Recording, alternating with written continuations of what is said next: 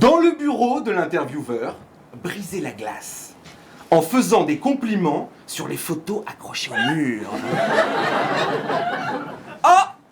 Tiens, une photo d'un pot de tarama juste derrière votre bureau, c'est dingue parce que moi personnellement j'adore le tarama.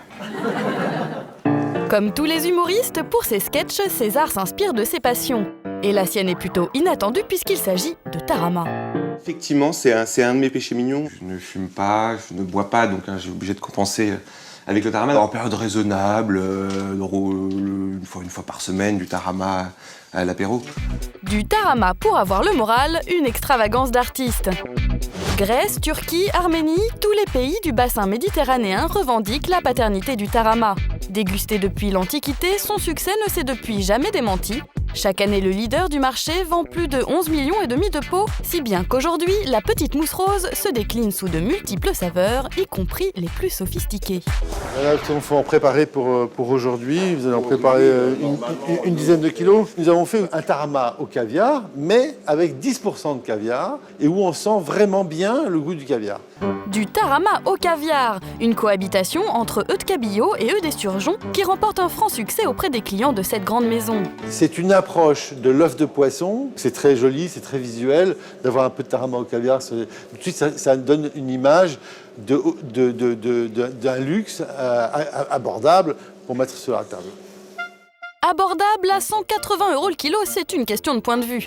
Heureusement, de nombreuses boutiques proposent désormais des taramas d'exception beaucoup plus accessibles. Je fais un apéritif ce soir avec des amis. On fait une dégustation de tarama et j'ai entendu parler que vous aviez des taramas de plusieurs sortes différentes.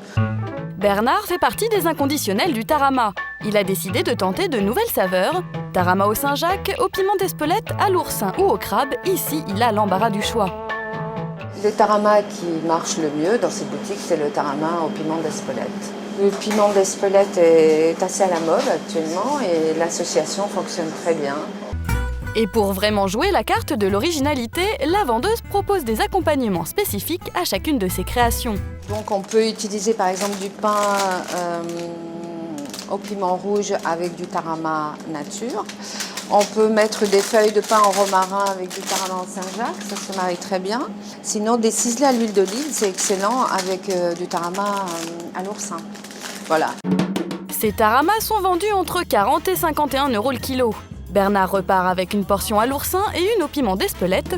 Mais pour compléter son apéritif, il va réaliser sa propre mousse rose. C'est une recette vraiment très très simple. Il y a la poche d'œuf de cabillaud, il y a du pain de mie trempé dans du lait et de l'huile. Disponible au rayon poisson fumé de nombreuses grandes surfaces, les œufs de cabillaud sont la base de la recette. Première étape, éplucher la poche comme une pomme de terre, puis l'égrainer.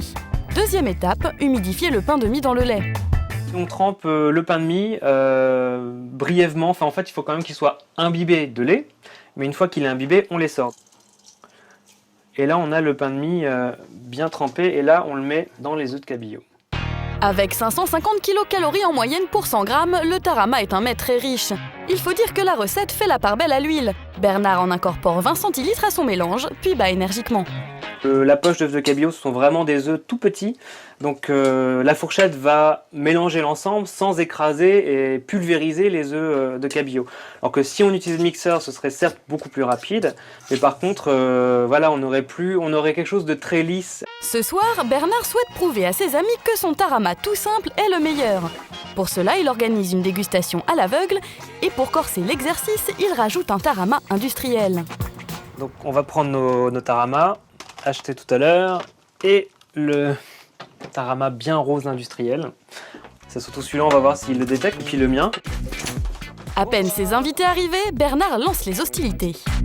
Le but du jeu, ce serait de trouver mon tarama parmi les 4 qui sont là. Vous allez goûter et me dire ce que vous en pensez. Allez-y. Je pense avoir une idée sur l'origine, sur la couleur de l'industriel. Celui-là. T'as pris le rose vif, c'est ça? Ouais. Et alors? Moyen. Très vite, le tarama industriel est démasqué. Ne reste plus en lice que les 3 recettes artisanales. Celui-ci, je pense, a un goût de poisson très, très fort. Il est trop salé aussi, celui-là, pour moi. Ouais, ça me fait penser à vraiment la... Trop fort en goût, le tarama aux oursins est également écarté. Notre hôte entrevoit la victoire. Lequel vous avez préféré? Moi personnellement, je suis... Non. Moi j'aime bien ce de là aussi parce que C'est de là, en fait, c'est plus délicat. Celui-ci a une texture vraiment agréable. Plus onctueux et plus subtil.